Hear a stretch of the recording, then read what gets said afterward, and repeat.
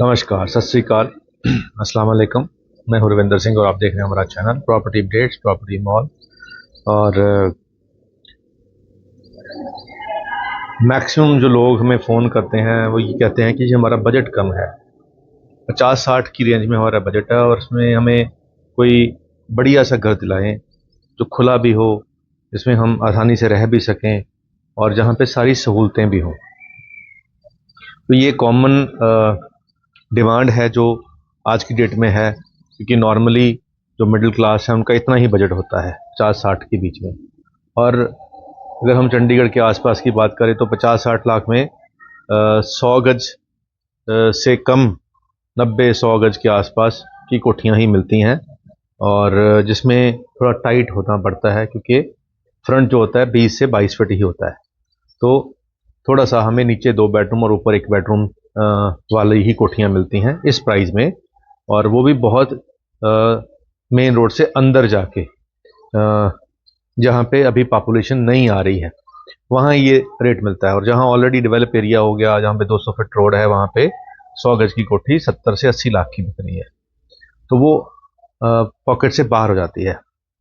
तो एक ऐसी भी सजेशन है हमारी तरफ से कि अगर हमारे पास फिलहाल उतने खुले घर के लिए बजट नहीं है, जिसको हम इंडिपेंडेंट घर कहते हैं, तो हम एक खुला फ्लैट भी ले सकते हैं जिसके अंदर हमने रोज में रहना होता है, यानी कि बेडरूम लिविंग एरिया हमने रोज यूज करना होता है।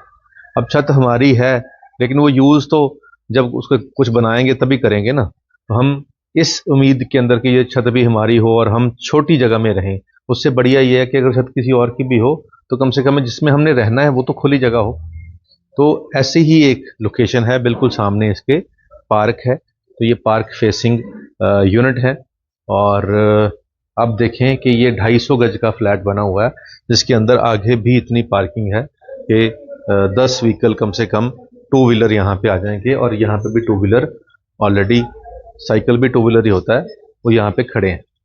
और घर के बाहर भी गाड़ियों की पार्किंग है और इसमें कोई समस्या नहीं है। और बाहर से भी एक रूम की एंट्री है और इस तरफ से भी एक रूम की एंट्री है। तो अगर हम ग्राउंड फ्लोर की बात करें तो ग्राउंड फ्लोर में तो ये कोठी से कम नहीं है, क्योंकि बाहर से सीढ़ी है और बाहर से सीढ़ी होने का फायदा ग्राउंड फ्लोर को होता है कि कोई डिस्टर्बेंस नहीं होती है। अब यहाँ से हमारी एंट्री रहेगी, तो एंट्री जो है वो नॉर्थ फेसिंग बन गई। अब नॉर्थ फेसिंग एंट्री है और 8 फीट का दरवाजा है। तो आइए दरवाजे के अंदर आके आपको फ्लैट अंदर से कैसा है वो भी दिखाते हैं। तो जैसे ही हम अंदर आएंगे तो ये बहुत खुला सा यहाँ पे हमें एक हॉल मिल जाएगा, जिसमें इस एरिया को हम अपने हिसाब से डिज़ाइन कर सकते हैं। यहाँ पे डाउन सीलिंग ऑलरेडी कर रखी है। ये वाला एरिया हम स्टडी टेबल के तौर पे यूज़ कर सकते हैं, यहाँ पे हम डाइनिंग टेबल इंस्टॉल कर सकते हैं, लेकिन फिर भी हमारे पास बहुत सारी स्पेस यहाँ पे मूविंग में बची हुई है। अब इस तरफ डाउन सीलिंग आप ऊपर देखें हो रखी है, और ये वाला जो एरिया है 15 बाय तकरीबन ये 15 का एरिया होगा, जो हमारा ड्राइंग रूम है। तो ऊपर वॉल से इसकी पार्टीशन कर दी है। यहाँ पे हम ग्लास का दरवाज़ा भी लगा सकते हैं, यहाँ पे हम कर्टन भी कर सकते हैं, ताकि जो हमारा ड्राइंग एरिया है वो सेपरेट हो जाए। गेट से अंदर एंट्री पे ही हमारा यहाँ पे ड्राइंग एरिया बन सकता है, और यहाँ से बाहर की विजिबिलिटी भी ग्लास के थ्रू हो जाएगी। अब जो गेस्ट यहाँ आएगा उसके लिए बिल्कुल सामने यहाँ पे वॉशरूम भी दिया गया है, ताकि अगर कोई गेस्ट हमारे यहाँ आता है तो वो इस वॉशरूम को यूज कर ले। और ये जो वॉशरूम है इसकी डबल साइड एंट्री है, अंदर से आपको दिखा देते हैं। ये बेडरूम के साथ भी अटैच है।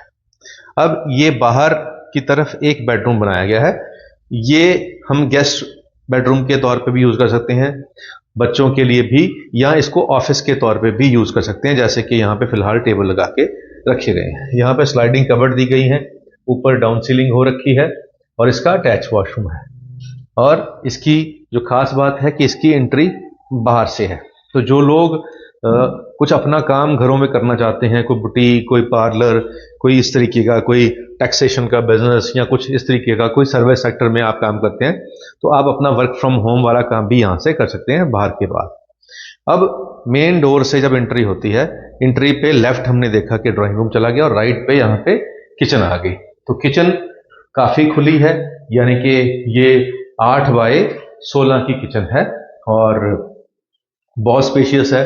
यहाँ पे कबर्ड्स वगैरह जो नॉर्मल चलते हैं वो दिए गए हैं, और वेंटिलेशन बाहर यहाँ से है, यहाँ आरओ लग जाएगा, चिमनी की प्रोविजन दी गई है वो लग जाएगा, और यहाँ पे फ्रिज की भी प्रोविजन है।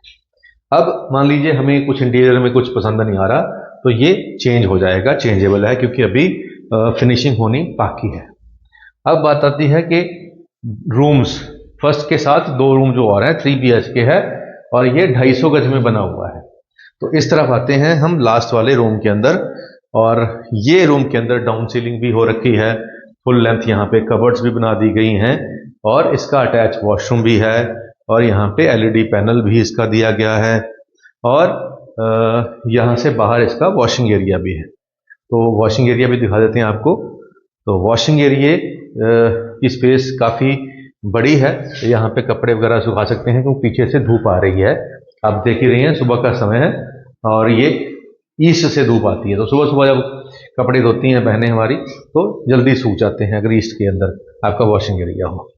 तो ये वाला जो एरिया है, यहाँ पे हम पूजा रूम भी बना सकते हैं, क्योंकि बिल्कुल एंट्री के ऊपर है और ये ईस्ट की तरफ है। तो यहाँ पे हम पूजा रूम बना के यहाँ पे जिस भी इष्ट को हम मानते हैं उनकी यहाँ पे मूर्ति, पेंटिंग या जो भी हम चाहें लगा सकते हैं। तो इस तरफ एक और रूम है बिल्कुल रूम के सामने, सिमिलरली इसमें भी डाउन सीलिंग हो रखी है, और इसका अटैच वॉशरूम भी है, और अभी इसे यहाँ पे सामान रखा हुआ है, तो इसमें पीछे वेंटिलेशन भी है, और यहाँ पे ड्रेसिंग सेपरेट दे दी गई है, तो अलमीरा को डिफरेंट कर दिया गया, और ये रूम स्पेशियस रूम है सामने वाले रूम के मुकाबले में। तो यहाँ पे हम इसको मास्टर बेडरूम के तौर पे भी यूज कर सकते हैं। अब 3 BHK हो गया, 250 गज में हो गया, और 250 गज का अगर हम आज एक कोठी की बात करें तो तकरीबन 1.5 करोड़ से ऊपर की ही कोठी हमें मिलेगी, 2.5 करोड़ की। अब 1.5 करोड़ की कोठी अगर मिल रही है तो उसमें बना तो 3 ही छतें सकते हैं। अब 3 छतें अगर हम बनाते हैं तो पर छत की जो कॉस्ट आई, अगर हम टॉप की करें 50, 60 और 70, इस तरीके से हम फ्लोर वाइज इसको काउंट कर सकते हैं। अब जब हम तोड़ के बेचते हैं तो प्राइस महंगा हो जाता है, अगर होलसेल में लेते हैं तो 1.5 करोड़ की होगी। अब 1.5 करोड़ में जो कोठी मिलती है वो डबल स्टोरी मिलती है, ट्रिपल स्टोरी नहीं मिलती। डबल स्टोरी में भी ऊपर 1 या 1.5 रूम होता है, पूरा नहीं होता है। तो अगर हम 1.5 करोड़ की जो कोठी है वो लेते हैं जिसमें सिर्फ 4 बेडरूम होते हैं, अब यहाँ पे 3 बेडरूम है, अब उसके हिसाब से इसमें चलो छत तो हमारी नहीं है, लेकिन फिर भी हमें मूवमेंट के लिए तो कितना खुला एरिया बच ही रहा है ना, ग्राउंड का ग्राउंड है, कोठी जैसा ही है। अब यहाँ का जो प्राइस 60 लाख रुपए की डिमांड है, बाकी ऑन टेबल बैठेंगे तो 55 से 60 के बीच में उम्मीद है कि कहीं आपकी डील बन जाएगी। तो अगर 55 ही हम अगर अज्यूम कर लें, वैसे तो 60 इनकी डिमांड है, लेकिन हम 55 ही अगर अज्यूम कर लें तो 55 में यहाँ पे आसपास कोई कोठी भी नहीं मिलेगी 100 गज की भी, तो ये 250 गज जगह हो गई। और ground floor, first floor, second floor, ये G+3 अवेलेबल है, और बिल्कुल घर के सामने पार्क है, गेटेड सोसाइटी है, मेन रोड से जस्ट ये 500 मीटर अंदर होंगे हम मेन हाईवे से। और जब आप बाहर निकलोगे तो आपको घर के जो मेन एंट्री है जो टाउनशिप की, उसके बाहर आपको सारे मल्टी ब्रांड्स जो शोरूम्स हैं वो मिल जाएंगे, जिसमें आपको सबवे मिल जाएगा, कैफे कॉफी डे मिल जाएगा, रिलायंस स्मार्ट मिल जाएगा, विशाल मेगा मार्ट मिल जाएगा, हॉस्पिटल्स मिल जाएंगे, स्कूल मिल जाएंगे, यूनिवर्सिटीज मिल जाएंगी, बहुत कुछ आपको मिल जाएगा। और 250 गज स्पेस बहुत बढ़िया होती है। तो 250 गज में अगर हम ग्राउंड फ्लोर लेना चाहते हैं तो 60 का है, अगर फर्स्ट फ्लोर लेंगे तो उसका प्राइस थोड़ा कम हो जाएगा, और टॉप फ्लोर आपको 55 में मिल जाएगा। तो 55 और 58, 58 और 60 ऐसे करके इसका प्राइस अभी ऑन डिमांड चल रहा है। तो ये जो डिमांड है ये मार्केट के हिसाब से बहुत जेन्युइन डिमांड है, इस पे बैंक लोन भी अवेलेबल है, नक्शा इसका पास है और रेडी टू मूव है। जस्ट 15-20 दिन लगेंगे जो पेंडिंग काम है इसको होने में, और बाकी ऑलमोस्ट काम हो रखा है। तो अगर हम 15-20 दिन के अंदर हमारा बैंक लोन भी हो जाएगा और फिर ये घर हमारा बन जाएगा। तो जो लोग दिल्ली से हैं या हिमाचल से हैं या बाहर से हरियाणा से हैं या कुछ लोग उत्तराखंड से भी आ रहे हैं, तो स्पेस मैटर करती है जहां हमने डेली रहना होता है। तो इतने बड़े हॉल के अंदर इतना बड़ा ड्राइंग रूम, अगर बच्चों ने खेलना है, अगर हमारे छोटे बच्चे हैं तो इतनी खुली स्पेस है कि बच्चे आराम से यहाँ खेल सकते हैं बिना किसी डर या परेशानी के। तो मेरे हिसाब से तो अगर हमारा बजट ज़्यादा नहीं है तो हम 250 गज का फ्लैट लेकर अपनी किंग साइज जो लाइफ है उसको एंजॉय कर सकते हैं। और पार्क फेसिंग है और ग्राउंड फ्लोर भी है, फर्स्ट वाले भी बहुत प्रॉब्लम नहीं है, और जो यंग एज के हैं उनके लिए सेकंड फ्लोर भी कोई बड़ी बात नहीं है। अब आती है रेंटल की बात, जो हर बंदे का सवाल होता है कि क्या रेंट पे चढ़ जाएगा सर? बिल्कुल चढ़ेगा। तो यहाँ पे नॉर्मली 1 बेडरूम सेट जो है 10,000 में रेंट पे चढ़ जाता है। 2 बेडरूम जो है वो 20,000 मान लीजिए। अब 3 बेडरूम का हम 25,000 अगर कम से कम माने तो 25,000 रुपये इसका मिनिमम रेंट आपको मिल जाएगा, क्योंकि बहुत स्पेशियस है और एक बड़ी फैमिली के लिए सफिशिएंट स्पेस है। तो उम्मीद करते हैं कि उन लोगों के लिए वीडियो अच्छी होगी जो बड़े साइज का घर कम पैसों में ढूंढ रहे थे। तो ये वीडियो इसीलिए हमने बनाई है ताकि ऐसे लोगों को भी हम उनकी चॉइस के हिसाब से घर प्रोवाइड करा सकें। अब शेर भी एक सुना देते हैं लास्ट में, जो कि कंपल्सरी हो गया है। तो वो कहते हैं कि हमारे जिस्म के दागों पे तबसरा करने वाले, हमारे जिस्म के दागों पे तबसरा करने वाले, तबसरा होता है कि वो कहते हैं आलोचना करते हैं कि इसमें ये कमी है, इसमें वो कमी है, डिस्क्राइब करते हैं लोगों को। तो हमारे जिस्म के दागों पे तबसरा करने वाले कमीज भी हमारी पहन के आते हैं, कि जो हमें कमियां निकालते हैं उनके कपड़े वो हमारे ही कपड़े पहन के आते हैं। और कहते हैं कि जब धर्म स्थान पे जाते हैं, तो मैं सभी को ही काउंट कर लूँगा, लेकिन ये शायर का कहना है तो सिर्फ एक एग्जाम्पल के तौर पे इसको माना जाए कि मस्जिद में इबादत का हिसाब करने वाले अक्सर सफारी पहन के आते हैं।